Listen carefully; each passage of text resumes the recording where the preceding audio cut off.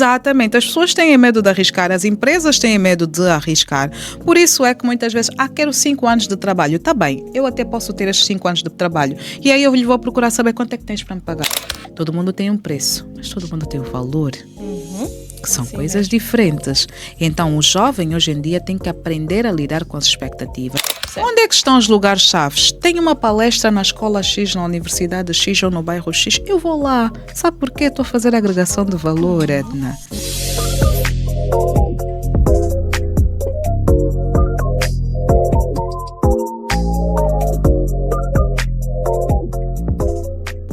E já cá estamos para mais uma edição do Delas Podcast. Sejam todos muito bem-vindos. Hoje é um dia muito especial. Hoje estamos a completar o nosso 10º episódio desde que lançamos o podcast. Portanto, é um dia também para mais uma vez agradecer ao carinho da vossa audiência.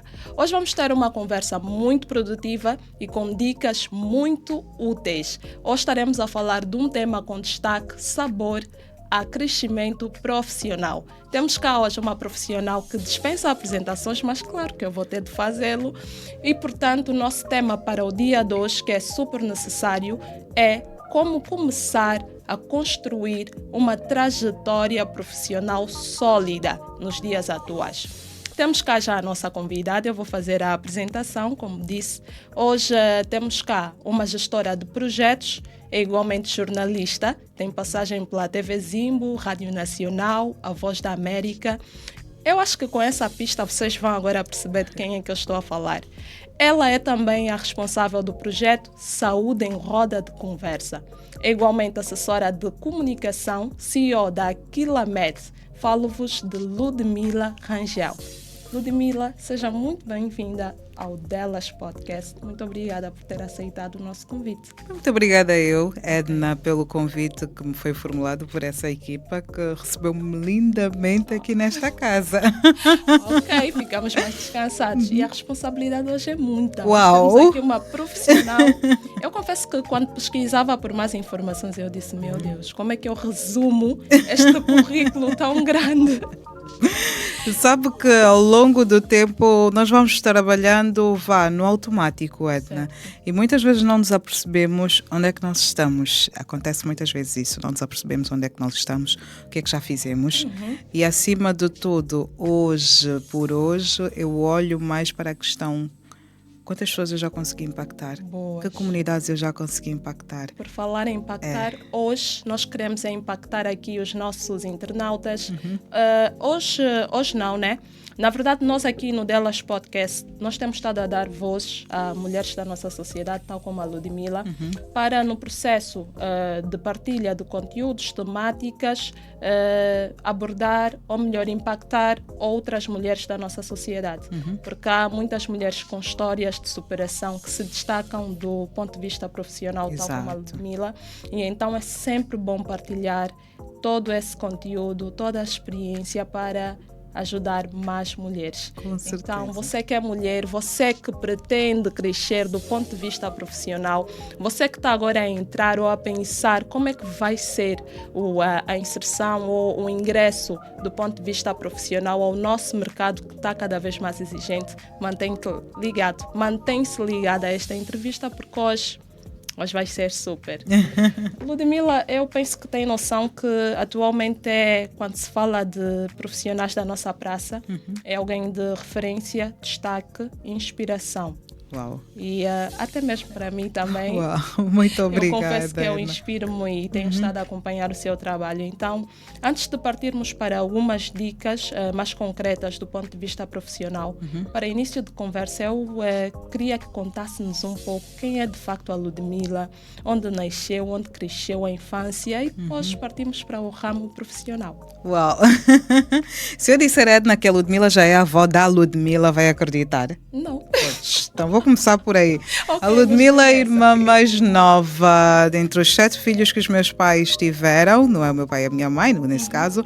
Eu sou a irmã mais nova porque a mais velha é uma senhora, depois no meio tem 5 rapazes e eu era a caçulinha dos meus manos. Okay. Mas depois logo a seguir teve outros filhos. Enfim, no total nós somos 13 irmãos. Filhos de Jeremias somos 13 todos. 13. 7 com a Constância e os outros com as minhas madrastas. vamos assim dizer. Família africana. A família africana, prontos. Depois, a Ludmila nasceu particularmente na Maianga, a vida toda dela foi feita na Maianga. António Barroso, particularmente na província de Luanda. É filha de uma malanjinha com um ambrizetano, ou seja, o meu pai nasceu num zeto, Bacongo, uma malanjinha, então deu essa mistura. Acontece mesmo comigo. Não é também? A mãe e o pai é Bacongo. Bacongo também. Então deu aqui uma mistura, uma com terra, então já estamos em casa, já está tudo estamos bem em por aí. casa. É uma amante do funge, é mãe do Robson. O Robson já me deu neto, por incrível que pareça, também uma Essa neta. parte é mesmo séria. Esta parte é séria. Agora imagina eu como é que reagi na altura, né? Meu Porque Deus. tínhamos aqui um projeto, o projeto é formação académica, é crescimento, tudo isso. Então houve um desvio no meio do percurso, mas felizmente já está a enquadrar-se novamente, porque ele viu que a vida não era aquilo que ele achava que fosse, não é? Não é aquele mar de facilidades. E então, hoje em dia, eu tenho um Robson que já trabalha, continua a estudar, porque ele sabe que conhecimento é poder e ninguém nos pode tirar isso da mão, que se não tiver, não vai progredir, a mamãe não vai continuar a passar a mão na cabeça. Assim mesmo. E então é uma tia muito presente na vida dos sobrinhos. E muito rigorosa também. Nota-se. Sou chamada de comandante pelos meus sobrinhos. Uau. Sou chamada de comandante. Mas ao mesmo tempo sou aquela tia que, do mesmo jeito que ela dá carinho, ela repreende, ao mesmo tempo acaba por ser também referência particularmente para os meus sobrinhos, para as minhas meninas, porque elas sabem que, acima de tudo, e é o que eu passo sempre a elas, nós, para sermos alguém na vida, devemos seguir princípios. E como eu tive uma educação religiosa muito, muito acentuada na minha vida, eu particularmente hoje faço questão de dizer às pessoas que eduquem os vossos filhos tendo os princípios religiosos sempre como base. Faz toda a diferença. Não importa qual seja a religião, mas pelo amor de Deus, eduquem as crianças tendo também como base a religião, que nós vamos ter homens e mulheres íntegros que possam pegar e construir ainda mais essa sociedade. Já temos aqui uma dica da Ludmila. Prontos. Após isso, a Ludmila era uma sonhadora. Ela sonhava ser ou professora ou médica. Boa. Ou seja, profissões que usassem bata branca. Tudo por quê? Por causa das minhas referências ao longo da infância, da adolescência. A minha professora Arlete, que foi minha professora durante o ensino primário, minha referência particularmente, apesar de eu ter tido ao longo do ensino primário dois modelos de ensino, um local e outro estrangeiro, prontos. E o Dr. Cardoso, o malogrado Dr. Cardoso, que era o meu pediatra, e então era a minha referência, porque eu queria ser como ele. Ele acompanhou-me até os meus 15, 16 anos, encaminhou-me depois para o filho dele, mas eu só queria continuar a ser atendida pelo Dr. Cardoso, e depois passei pelas mãos do Dr. David Bernardino também. Enfim, eram as minhas maiores e principais referências ao longo da vida, que era então, o meu sonho. Na verdade, a Ludmila forma-se em saúde, não exatamente Isso, comunicação. não exatamente jornalismo ou comunicação como tal. O que acontece? Eu entrei para o ensino médio, fiz o ensino médio, primeiro comecei com a enfermagem, mas ao longo do percurso tive que fazer uma troca por questões financeiras e tudo mais. A mamãe já não conseguia mais suportar a estrutura da família africana, porque depois temos a mãe que acaba por suportar a casa, os 7 filhos, porque os meus pais separaram-se, enfim, e então era a minha mãe que tinha que estar a suportar o peso todo dos 7 filhos. Depois a minha irmã mais velha, que assumiu também a responsabilidade de mãe dos irmãos, e ela ter de abdicar de muita coisa, começar a trabalhar muito cedo para auxiliar a minha mãe, porque ela dizia sempre uma coisa: mãe, pode nos faltar tudo, mas não podemos deixar que falte uma refeição e o livro para os meus irmãos. Falta tudo, mãe, Mas isso não pode faltar, e é isso que me motivou muito, tendo elas como os meus verdadeiros modelos de vida, que me motivou, ok, a minha missão é essa. E eu, ao longo do ensino médio, por exemplo, eu reprovei porque hoje em dia já se fala sobre a saúde mental, mas na época não se falava muito sobre a questão da saúde mental. Nós mas eu aqui tinha. vamos também falar sobre isso. Exatamente. É fundamental nos dias falar atuais falar sobre isso. Mas na época, e eu lembro-me que a doutora Encarnação Pimenta tinha dito uma vez à minha mãe, que ela na época, por causa do divórcio, a minha mãe que estava a tratar e tudo mais, e a doutora Encarnação Pimenta era a psicóloga que estava alocada na época, que o tribunal atribuiu para acompanhamento. Pronto, naquela fase ela disse, olha, a tua filha vai ter uma quebra psicoemocional, tal, mas pronto, naquela época não se falava muito sobre isso. Nem se sabia ao certo o que era. E eu reprovei. E os professores diziam, ela não é burra. Ela é dedicada, mas tem qualquer coisa aí dentro que os pais precisam trabalhar nela.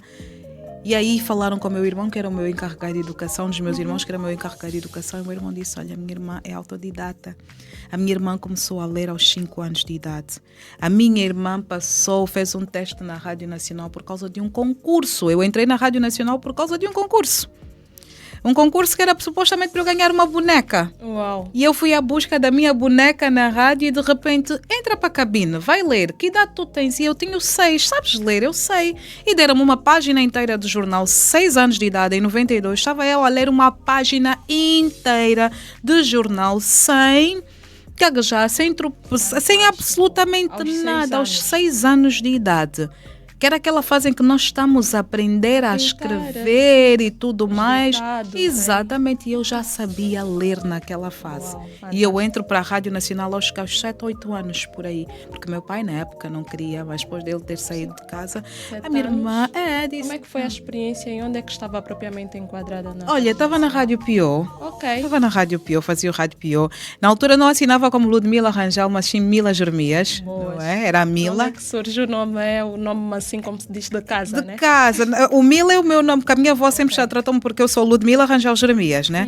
E então a minha avó sempre foi Mila, eu sempre fui a Mila dela, sempre fui o xodó da minha avó porque ser a mais nova e tudo mais, a mãe da minha mãe, falecida mãe da minha mãe, e então sempre fui a Mila da minha avó. Então eu assinava como a Mila Jeremias, a Mila da avó dela e o Jeremias do pai dela. Prontos. Quer dizer que Ludmila consegue o primeiro emprego aos 7 anos. Aos 7 anos de idade. Ou melhor, aos 6, mas começa aos 7. Na verdade era aos 7 anos, porque 6 anos era a época dos confrontos, em 92, certo. Não é? Mas foi praticamente dos 7 aos 8 anos, mais ou menos, porque participei em mais um concurso e aí foi, entre novamente na cabine. O Sr. Arnaldo Nogueira fez-me o teste e ele disse, não, esta menina tem que ficar connosco aqui na Rádio Nacional de Angola. Okay. Ela sabe ler, ela sabe falar. Como é possível uma criança com essa faixa etária sabe ler tão bem e escreve bem?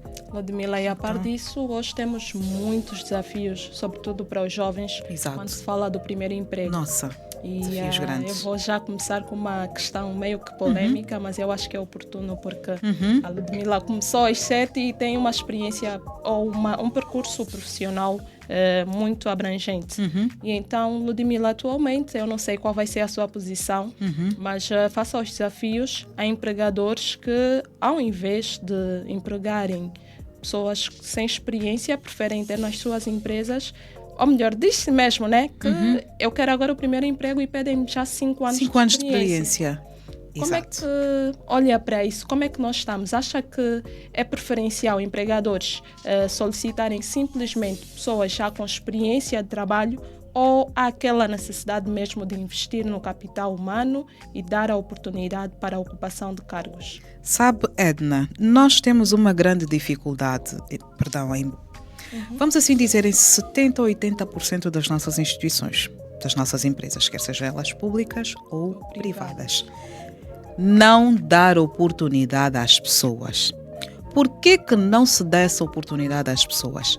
Se eu, Ludmila, pegar uma Edna, que está aí, se calhar ainda nem é formada, mas que tem alguma coisa aí dentro, porque todo mundo tem sempre alguma coisa a nos agregar. Atenção, e nós temos que parar para pensar nisso. Seja quem for a pessoa, seja de que forma ela passou pela nossa vida, seja positiva ou negativa, todo mundo nos traz sempre algum valor a crescer, sempre. Se eu pegar uma Edna e formatá-la para dentro da minha empresa, eu vou ter uma pessoa extremamente leal a mim, sabia? Eu vou ter um colaborador extremamente leal à causa da minha empresa. Ele vai viver, e eu acho que sim, que nós estamos a falhar. Ele vai viver o sonho que é fazer crescer aquela empresa. Até mesmo as pessoas que eu for contratar depois, que já têm alguma experiência, porque essas pessoas vão vir para agregar valor. Acima de tudo, nós temos que olhar para esta questão da agregação de valor. Ela vem, ok, encontrei uma equipa jovem.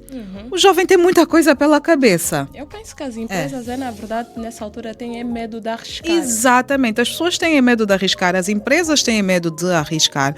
Por isso é que muitas vezes, quero 5 anos de trabalho. Está bem, eu até posso ter estes 5 anos de trabalho. E aí eu lhe vou procurar saber quanto é que tens para me pagar. Aí é que está. Aí é que está. Quanto é que tens para me pagar? Vais-me contratar, ok, vou estar na sua empresa, tenho 5 anos de experiência, mas dentro da minha experiência eu tenho várias outras valências. Tu pedistes que eu fosse só técnica de som, mas eu sou, por exemplo, diretora de fotografia, eu sou isso, eu sou aquilo, sou engenheira de som, sou isso, tenho muitas valências. Aí eu lhe procuro saber quanto é que tem para me pagar.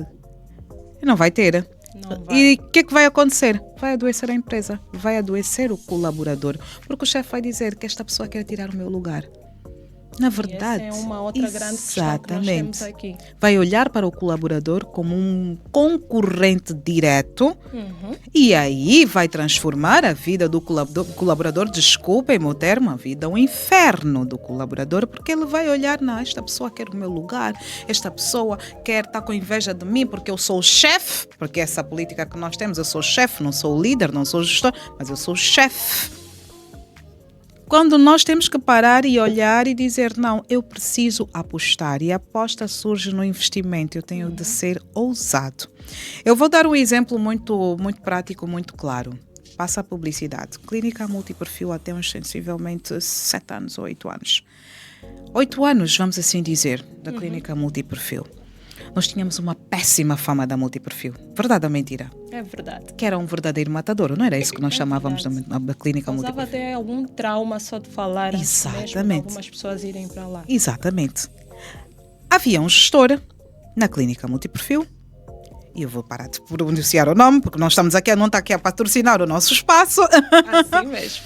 Que ousou olhar para o leque de pessoas que ele tinha na clínica, muito jovens. Alguns ainda não tinham se formado como deve ser e tudo mais, e apostou na formação daqueles mesmos jovens. Muitos foram para o Brasil, outros foram para Portugal, outros foram para vários pontos, outros ficaram aqui, se formaram aqui. Mas foi um investimento tão alto e ao mesmo tempo ousado. Depois disso, começou a colocar aqueles jovens sem experiência a administrarem as áreas. Qual foi o resultado disto? Nós tivemos um espaço em que haviam fases que, para uma consulta de urologia com a doutora Florinda Miranda, nós tínhamos que marcar com não sei quanto tempo de antecedência e mais por dia. Eram 200 pessoas que estavam lá porque queriam fazer consulta de urologia com aquela mulher. Num país cheio de tabus como o nosso, não é?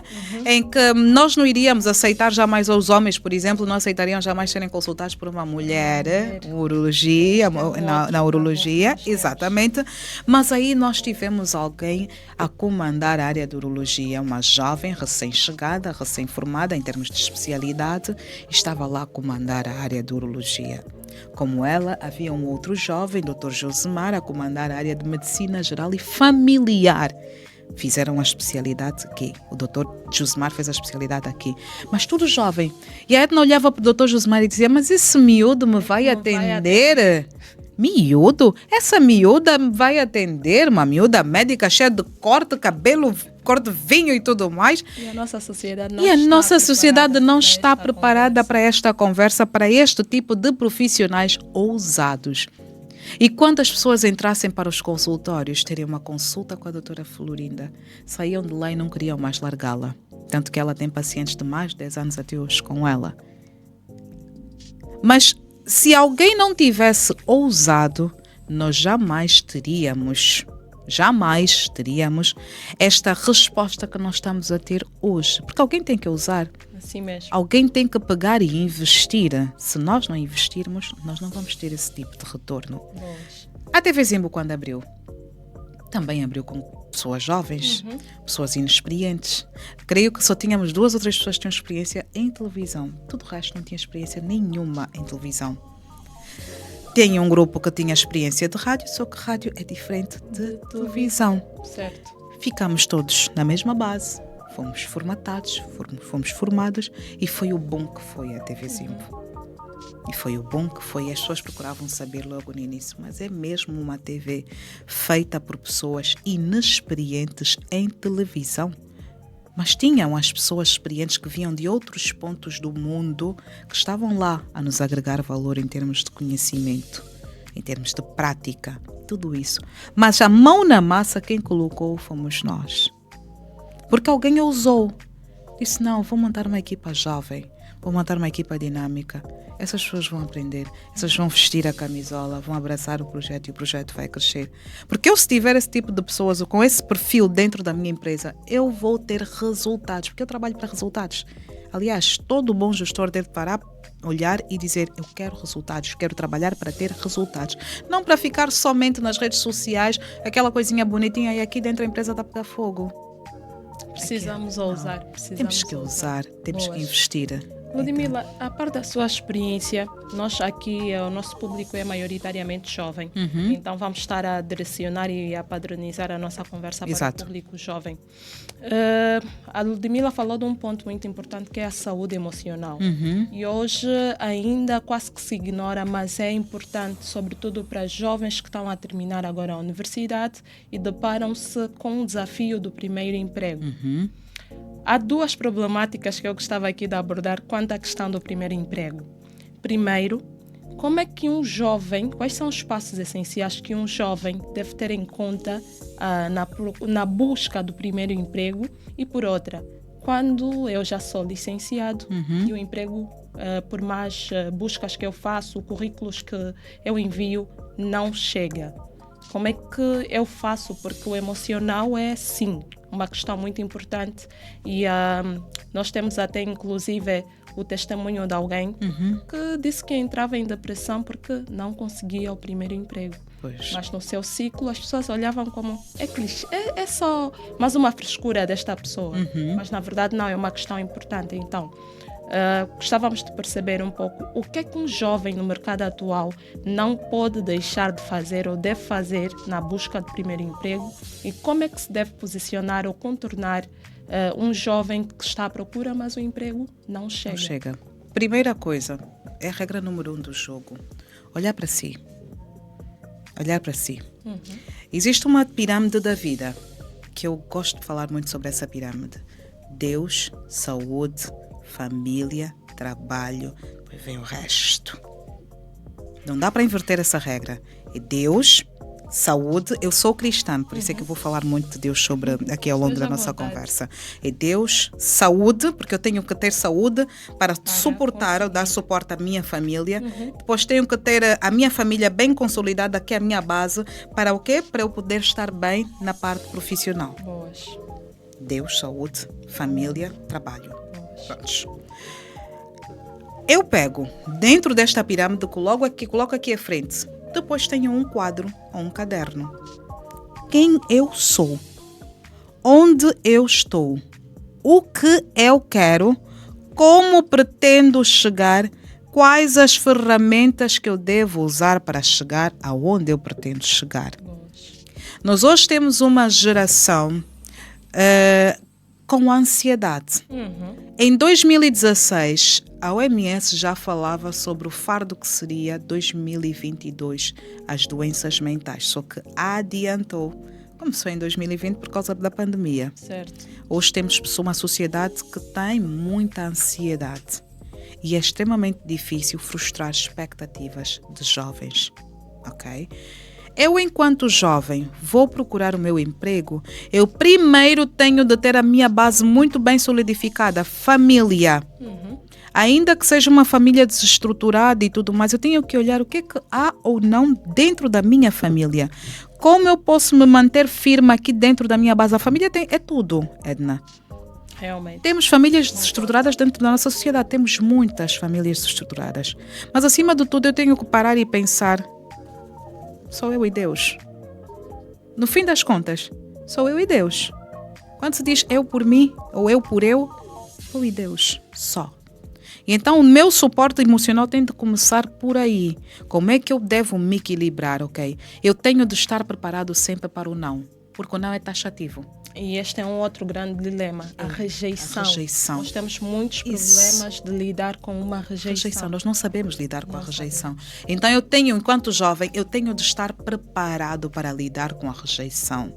Eu tenho de estar preparado para lidar com as expectativas, porque muitos de nós, e uma coisa que é verdade, Edna, se vamos para o primeiro emprego, se nos apresentam uma proposta de 50 mil kwanzas, nós não vamos aceitar. Porque temos ainda a questão, exatamente, ainda temos a questão dos egos. 50 mil, eu já sou licenciada, eu já sou não sei o quê. Exatamente. Eu vou não propriamente fazer publicidade, mas recentemente a Regina Angunza, isso, conheço-a muito bem. Ela fez um texto, contou um pouco da sua história e que aquilo foi fascinante. Exato. Ela diz que no primeiro emprego, fora os estágios que ela teve de passar e permitiu-se, aceitou na altura, eu penso que ela colocou aí qualquer coisa como 20 mil kwanzas de primeiro emprego. E atualmente os jovens, vais-me pagar 50 mil kwanzas. Pois é. E às vezes até nem sequer ainda é formado, ainda nem é licenciado, e então 50 mil kwanzas para ele não serve. Não serve. Fazer estágio eu quero começar a trabalhar. Exatamente. Então, é estarmos nos lugares-chaves. Onde é que estão os lugares-chaves? Tem uma palestra na escola X, na universidade X ou no bairro X. Eu vou lá. Sabe porquê? Estou a fazer agregação de valor, Edna. Investir, capacitação, formação. Mas a Regina... melhoramos um pouco nesse aspecto. Sim, melhoramos e ainda vamos melhorar muito mais. Eu olho para a Regina como um verdadeiro modelo porque eu amo aquela rapariga. Porque a Regina esteve comigo na TV Zimba, ela esteve a fazer estágio e ela sempre fez parte do grupo em que ela era o destaque. Por que ela destacou-se tanto e chamou uma atenção? Porque a Regina era daquela pessoa que sempre teve curiosidade em aprender. Se ela foi para fazer o estágio só em reportagem, ela foi muito além. Procurar saber o operador de câmara, como é que se faz enquadramento, o que é isso, o que é isso, o que é aquilo. Procurar saber como é que se monta uma câmara. Por que o som sai assim? Enfim, mas quantas Reginas nós temos? Hoje a Regina é um orgulho muito grande para mim, porque ela está lá. E é uma motivação também para mim, Ludmila, porque é um modelo de jovem a ser seguido. Exatamente, é um modelo de jovem, um modelo de mulher, um modelo de profissional a ser seguido. E eu faço questão de muitas vezes, quando estou a falar com algumas pessoas, de mostrar o perfil da Regina e dizer: essa rapariga começou a ganhar 20 mil kwanzas ou 15 mil kwanzas por aí. E os jovens, 20 mil kwanzas é que nem uma ofensa para eles. Exatamente. Durante não sei quantos anos, eu na Rádio Nacional não ganhava salário, Edna. Sabe o que eu ganhava? Os brindes do dia 1 de junho. É sério. Cabejinho de Natal. Essas coisinhas assim. Era o que eu ganhava. Mas era tão satisfatório para mim. Aquilo valia muito mais do que dinheiro, porque era a agregação de valor. Eu estou a agregar valor, estou a agregar conhecimento. E era aquilo que me motivava. E então, durante sei lá quanto tempo eu trabalhei na ZIM, 14 anos. Nenhum gestor, muito tempo, exatamente. Nenhum gestor na TV Zimbo vai chegar e dizer: a Ludmila bateu a porta da minha sala a pedir aumento de salário. Porque eu estava focada numa coisa, Edna, que era aprender. Para quando um dia eu sair, eu poder exigir mais. Eu poder dizer: não, o meu valor agora é este. Todo mundo tem um preço, mas todo mundo tem um valor. Que são coisas diferentes. Então o jovem hoje em dia tem que aprender a lidar com as expectativas. Tem que pôr na mente que o não é taxativo. É categórico, vai ser sempre não. Serão muitos nãos. Mas se recebeste um não aqui da Edna, podes vir aqui a ter um sim do nosso técnico. Aí é que está. E ele dizer: eu não tenho muito para lhe dar financeiramente. Porém, eu tenho essa vaga, por exemplo, só para carregar o cabo do microfone. Põe o ego de parte. É importante também. Põe o ego de parte e foca numa coisa só. Eu tenho um direcionamento, eu tenho um propósito, eu tenho uma meta a alcançar. Mas para eu chegar a essa minha meta, eu vou ter de passar por vários atalhos. Os jovens precisam estar atentos. E precisamos estar atentos. Ler mais. Jovem tem que ler.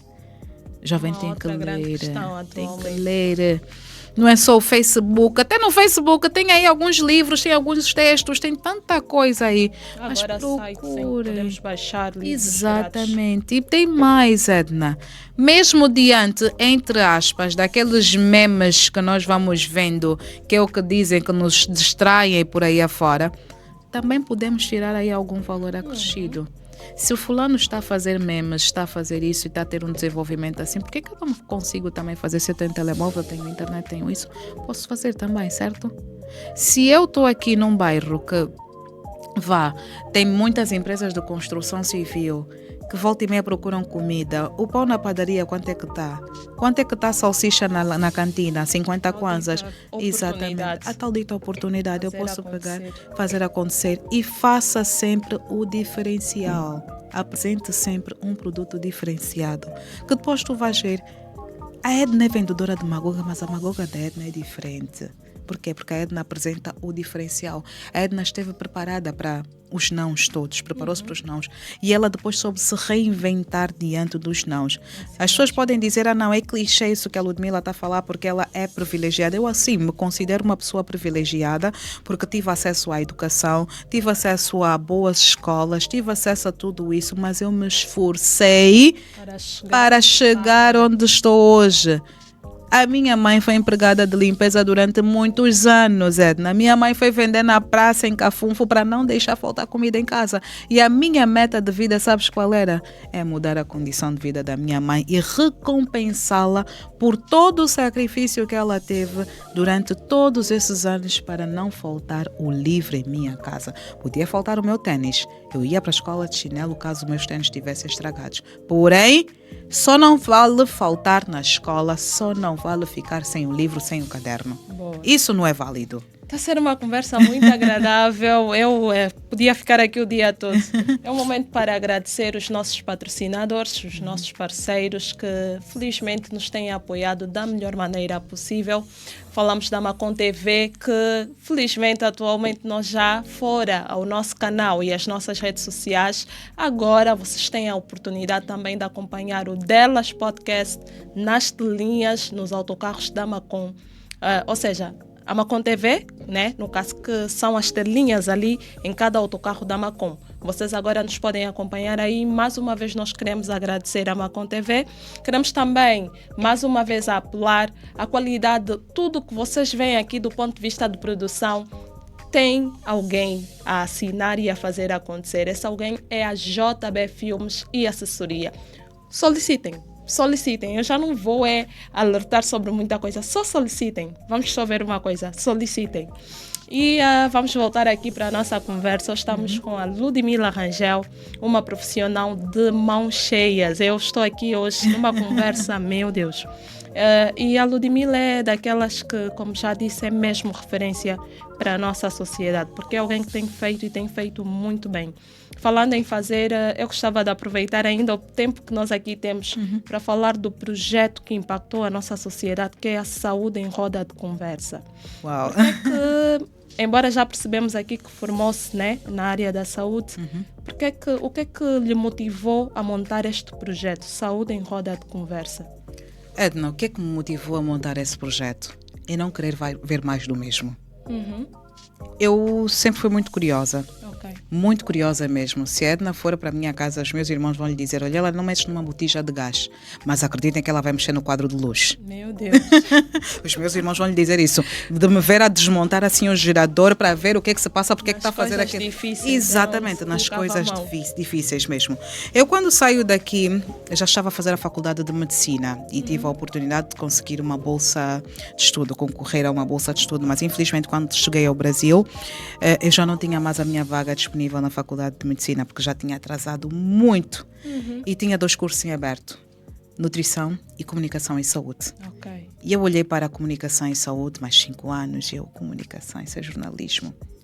estava alguém que eu digo-lhe que é o meu anjo da guarda, Dr. Filomeno Fortes. Ok. Dispensa apresentações. A maior referência que eu tenho em termos de saúde nesse país é aquele senhor. E ele disse-me, Ludmila, faz a comunicação em saúde. E eu, doutor Filomeno, isso é jornalismo. Não, Ludmila. Entre para ver, depois vem conversar comigo. Mas a minha mãe não tem dinheiro para pagar isso. Porque é uma bolsa que vai ter de ser subvencionada. A minha mãe não tem este dinheiro para tal. E a minha mãe tinha acabado de perder o emprego, que a empresa em que a minha mãe trabalhava foi a falência. Então imagina o psicológico desta jovem, como é que está quando ela achou que já estava a condição de vida a melhorar, a condição financeira da mãe a melhorar e de repente se vê mais nesta redoma. Porque só o fazer a faculdade no Piaget já era dispendiosíssimo para a minha mãe e para a minha irmã, mesmo. De vender durante todo o dia, de não sei o quê e tudo mais, limpa o chão aqui, faz aí, mas só para não faltar aquela parte da educação. E então eu entrei para a faculdade. Eu só tive uma disciplina de jornalismo que foi lecionada pelo Caco Barcelos, responsável pela profissão repórter da TV Globo. Ok. E eu tive a oportunidade de estagiar naquela equipa também durante 3 meses para conhecer Então, mais ou menos. Depois pode comprovar que não é propriamente jornalismo, está mais voltado para a saúde. Exatamente.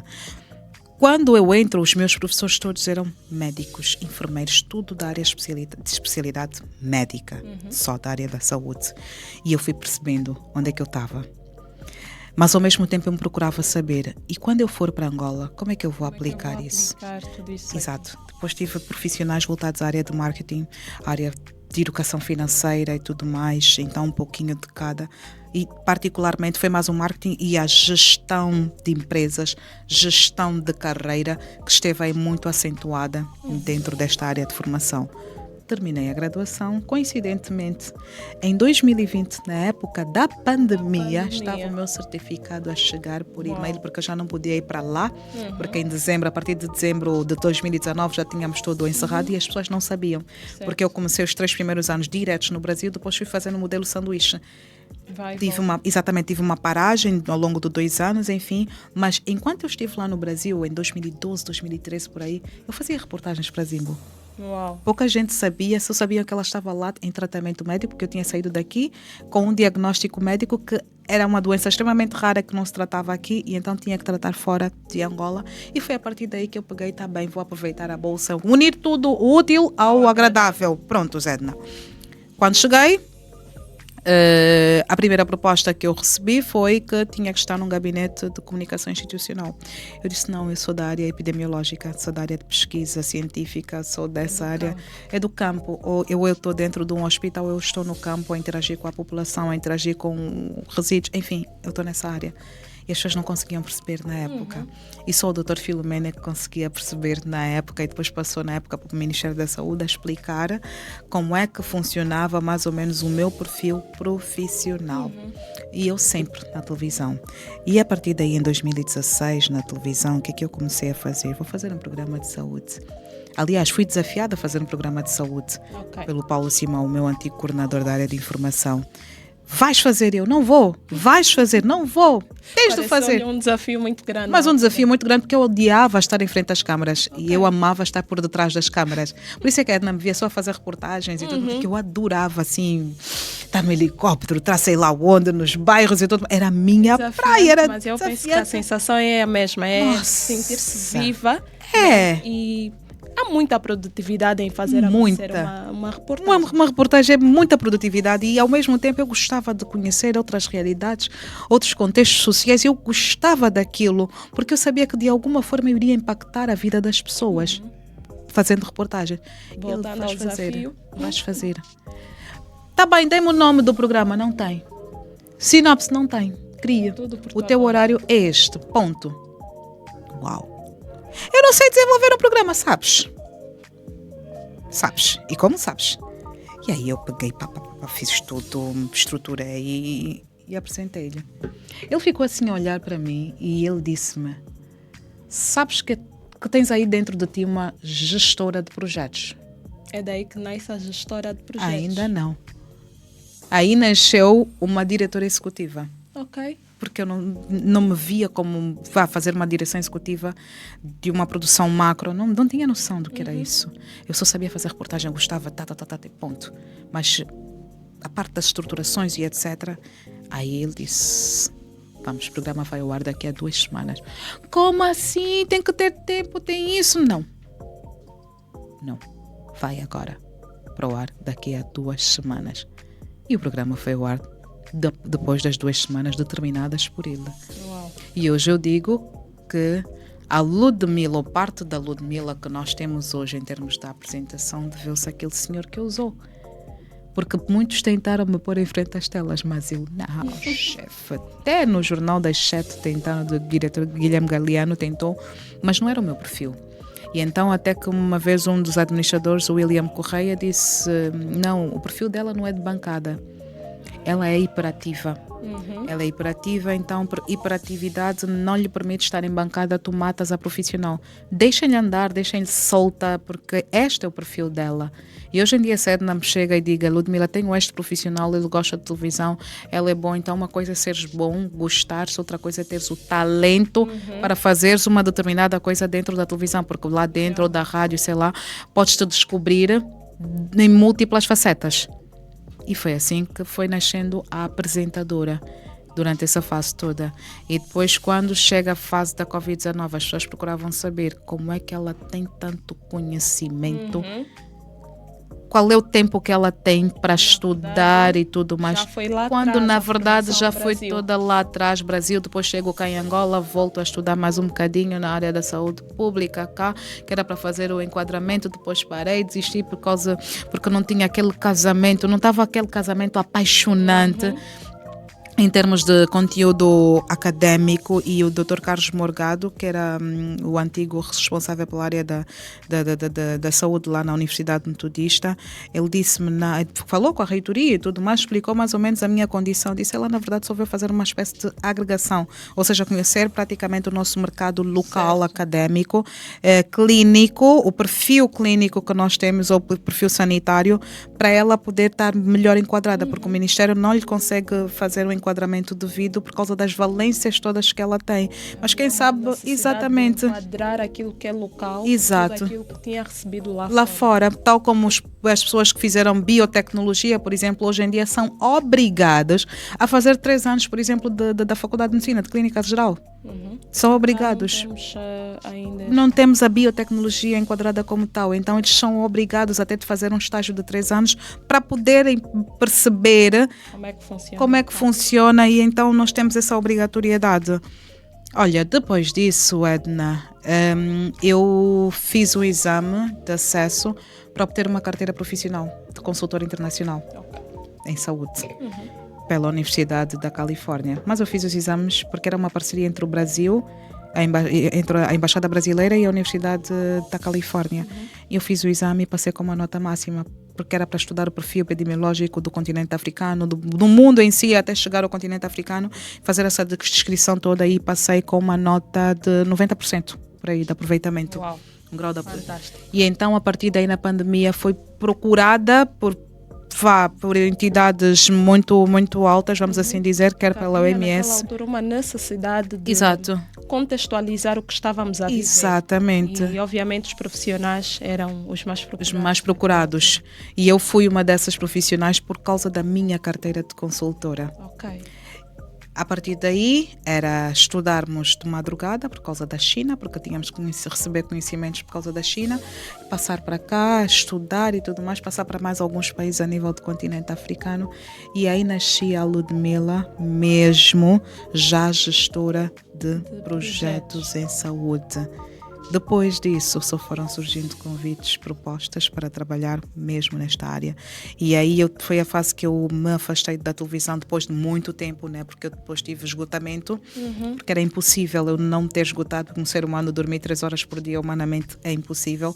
Durante 1 ano certinho, era impossível mesmo eu não ter tido um esgotamento. E eu tive um esgotamento, e então os médicos chegaram ao ponto de dizer: ou tu paras, ou a vida para. Porque os profissionais de excelência e muito produtivos têm também essa particularidade que poucas pessoas falam.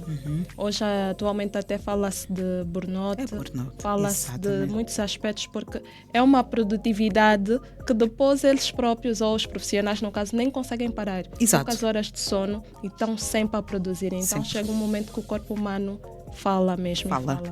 Eu fazia exames médicos, eu não tinha diagnósticos precisos. Não tinha mesmo. Então, era muito complicado, era muito complexo. Então, tive que parar para hoje redirecionar quer a minha vida pessoal, quer a minha vida profissional, e hoje não abrir mão, por exemplo, de ter o meu tempo de qualidade com a minha família. Boas. Então, isto é fundamental. É É fundamental equilibrar a vida profissional da vida pessoal. Uhum. A par disso, é fundamental também, há um outro aspecto que nós já vamos aqui rapidamente tentar enquadrar, o nosso tempo está acabar. Infelizmente. E então, eu falei no início que a Ludmila é uma referência, mas atualmente há também uma questão que debatemos há pouco, que tem de ver com a questão das referências que nós temos. Temos pessoas a destacarem-se e temos pessoas com pouco senso de responsabilidade social. Há pessoas em determinadas áreas a fazerem acontecer e há pessoas em qualquer área só a fazer acontecer sem ter noção do impacto que aquilo pode gerar. Eu gostava que, de forma assim mais resumida, falasse um pouco sobre a questão da responsabilidade social que cada profissional deve ter em conta dentro de uma sociedade. É importante, acima de tudo, nós falarmos de um aspecto muito, muito sensível. Enquanto servidor público, nós temos o direito, o dever e a responsabilidade de prestar esclarecimento ao público. Então, se eu sou profissional, eu tenho que ter a responsabilidade de trabalhar naquilo que eu poderia ou não impactar a vida das pessoas, seja de forma positiva ou negativa.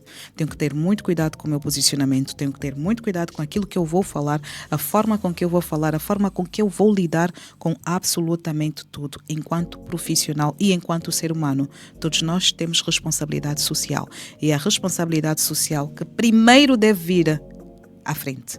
Tem que estar à frente sempre. Depois vem o resto. A responsabilidade social tem de estar bem acentuada, Edna. Por isso é que me levou a criar uma agência para gerir carreira de profissionais de saúde, levou-me a criar o projeto Saúde em Roda de Conversas, para fazer com que as pessoas percebam que a base está na comunicação, que uma comunicação sólida, nós temos uma sociedade próspera também. E se olharmos para a nossa responsabilidade social, obviamente que ela parte daí, da nossa comunicação, que deve ser transparente. Boas. Para finalizar mesmo, infelizmente o nosso tempo está aqui já esgotado, mas nós aqui no podcast temos um jogo que é o jogo de palavras. Ok. Normalmente eu digo algumas palavras e a Ludmila vai descrever o que é que cada uma destas palavras representa para si. Acho que vamos ficar apenas com 3. Eu vou começar pelo amor. O amor salva. Ok. O amor é vida. O amor da Ludmila? Amor da Ludmila são muitos amores, né? Deus, família, são os meus maiores amores. Isso não abro mão. Um sonho. Um sonho. Poder ver a minha sociedade melhor. Boas. Poder fazer com que, e eu, Ludmila, trabalhar muito nisto também, fazer com que as pessoas tenham mais acesso, principalmente à saúde e à educação e à alimentação. Esses 3 pontos para mim são extremamente fundamentais. Um trauma. Vou fechar com uma pesada. Um trauma. Isso faz-me chorar. Foi uma reportagem de uma criança em 2009, de 4 anos, que foi violada por 5 pessoas. Uau. Isso mexe muito comigo até hoje. Até hoje. De facto, uma situação, uma notícia. Esteve a relatar esta informação na altura? Estive. Uau. E psicologicamente abalou-me muito, mas ao mesmo tempo deu-me muita força. Fácil. Não foi. Foi o meu primeiro impacto e foi duro para mim. E durante muito tempo fui trabalhando muito nas causas sociais e trabalhando particularmente com apoio psicoemocional de muita gente. Mulheres com VIH, mulheres violentadas, enfim. Boas. É um trauma que eu carrego até hoje. Boas. Está a ser muito bom, Ludmila. É um prazer para nós. Muito obrigada por ter aceitado o nosso Obrigada convite. É mesmo uma honra, uma responsabilidade até para mim tê-la aqui hoje. Então, muito obrigada. Estamos mesmo já a terminar. Infelizmente, estamos a terminar, mas foi um episódio muito produtivo. E nós queremos mais uma vez reforçar o nosso agradecimento, porque nós estamos a crescer juntamente com o vosso apoio. Então é momento para mais uma vez pedir, vá ao Facebook, vá ao Insta, vá ao TikTok, coloca aí na barra de pesquisa Delas Podcast. pesquise pelo nosso podcast, curta as nossas redes sociais, dê um feedback. Já agora nós estamos a receber muitos feedbacks em relação a cada uma das nossas convidadas que cá temos recebido e isso é muito bom. Nós queremos que isso continue. Queremos também continuar a contar com os nossos parceiros e patrocinadores. Você que olha de forma estratégica para o podcast, você que vê aqui ideias e luzes para investir, para aplicar, para se juntar à família do podcast, esteja à vontade, entre em contato conosco e não esqueçam, se faz favor, subscrever ao nosso canal no YouTube. Basta escrever Delas Sobre Elas, aí você tem a oportunidade de acompanhar todos os episódios completos. E hoje estivemos aqui com a Ludmila Rangel, falamos muito, eu em particular aprendi bastante sobre assuntos do ponto de vista profissional e é um até já, até a próxima edição.